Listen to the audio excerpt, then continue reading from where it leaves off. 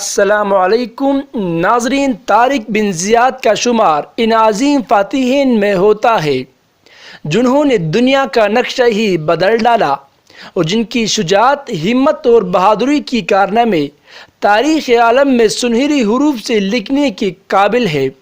طارق بن زیاد فاتح اسپین کے نام سے بھی جانے جاتے ہیں۔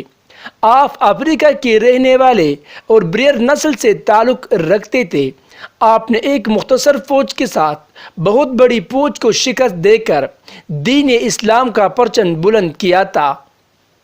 طارق بن زیاد افریقہ کے گورنر موسیٰ بن نصیر کے نائب تھے۔ یہ خلیفہ ولید بن عبد الملک کا دور حکومت تھا۔ طارق بن زیاد نے اپنی خودداد صلاحیتوں کی وجہ سے کم عمری میں ہی جنگی فنون سیکھ لیے تھے۔ اس زمانے میں شمالی افریقہ میں مسلمانوں کی حکومت تھی۔ اسلامی سلطنت میں امن و امان، خوشحالی کی دور تھا۔ اس کے برعکس یورپ کے ملک اسپین میں راڈر کی حکومت تھی، جس نے ظلم ستم کا انتہا کر رکھی تھی۔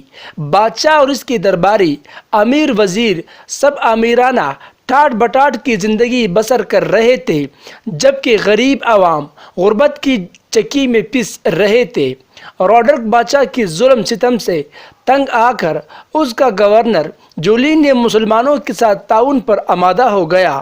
موسیٰ بن نصیر نے خلیفہ ولید بن عبد الملک سے اسپین فتح کرنے کی اجازت طلب کی۔ اجازت ملنے پر انہوں نے طارق بن زیاد کو 7,000 جانصاروں کا لشکر دے کر اسپین کی مہم پر روانہ کیا۔ طارق بن زیاد فرض شناس اور بلند ہمت والا انسان تھے۔ طارق بن زیاد نے افریقہ کی جنوبی ساحل کی طرف پیش قدمی کی اور اندلس اسپین میں ایک پہاڑی کے قریب اترے جو بعد میں جبل طارق کے نام سے مشہور ہوئی۔ راڈرک 1,00,000 فوج لے کر مسلمانوں سے مقابلے کے لیے بڑھا۔ طارق بن زیاد نے موسیٰ بن نصیر سے مزید مدد کی درخواست کی، جس پر موسیٰ بن نصیر نے 5,000 فوج روانہ کر دی۔ یوں مسلمان فوج کی کل تعداد 12,000 ہو گئی۔ مسلمانوں کی فوج صرف تلواروں اور نیزوں سے لیس تھی، جبکہ اس کے مقابلے میں 1,00,000 کا لشکر تھا جس کے پاس گھوڑے اور اسلحہ تھا۔ اسلامی لشکر پر جب ساحل پر اتر گیا تو طارق بن زیاد نے ایک انتہائی جرأت مندانہ قدم اٹھایا۔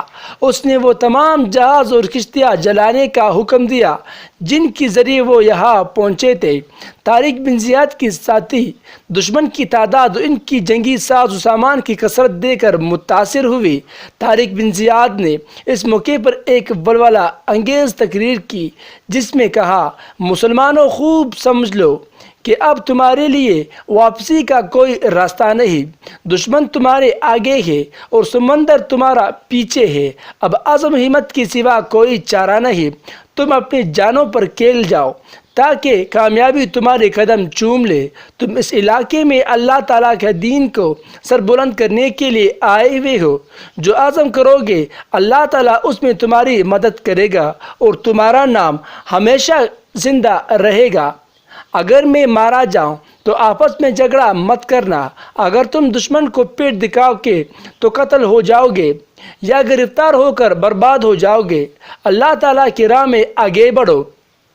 جب میں حملہ کروں تو تم دشمن پر ٹوٹ پڑو اور اس وقت تک دم نہیں لینا جب تک جزیرہ فتح نہ ہو جائے۔ طارق بن زیاد کے خطبے نے مسلمانوں کی دلوں کو گرما دیا اور ان میں جوش الولی کی ایک نئی روح پونک دی۔ دونوں لشکروں میں مقابلہ ہوا۔ بالآخر طارق بن زیاد نے ایمانی طاقت کی بل بوتے ہوئے اپنی قلیل لشکر کے ساتھ کثیر لشکر پر غالب آ گئے اور جنوبی اسپین پر طارق بن زیاد کا قبضہ ہو گیا۔ مسلمانوں نے پیش قدمی جاری رکھی اور اسپین کے کئی اہم شہروں قرطبہ، مالقا، البیریا اور تدبیر کو فتح کر لیا۔ اندلس اسپین کی تاریخی فتح کے بعد 800 سال تک اندلس پر حکمرانی کرتے رہے۔ اسپین کی فتح نے یورپ کی معاشرتی زندگی پر زبردست اثر ڈالا۔ عیسائیوں نے مسلمانوں سے رواداری اور فراخ دلی سیکھی۔